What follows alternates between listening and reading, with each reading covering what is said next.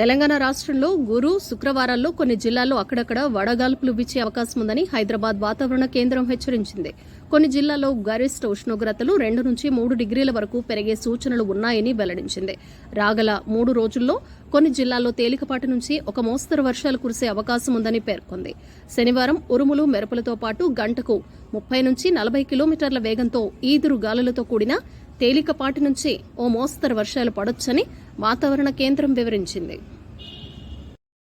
శ్రీరామ మహాపట్టాభిషేక మహోత్సవ వేడుకలతో గురువారం భద్రగిరి దివ్యక్షేత్రం పులకరించింది. వేద మంత్రోచ్చారణల మధ్య సింహాసనాన్ని అధిష్ఠించిన రామచంద్రుడు భక్తకోటికి నేనున్నానంటూ కొండంత అభయమిచ్చాడు. ఉదయం నుంచి మాడవీధులన్నీ సందడిగా మారాయి. కళ్యాణమూర్తులు శోభయాత్రగా మిథిలా ప్రాంగణానికి చేరుకోగానే ఆ ప్రాంతమంతా శ్రీరామ నామస్మరణతో మారుమోగింది. అనంతరం వైదిక పెద్దలు శ్రీరామ రాజ్యంలో ప్రజా శ్రేయస్సు ఎలా వర్ధిల్లిందో వివరించారు.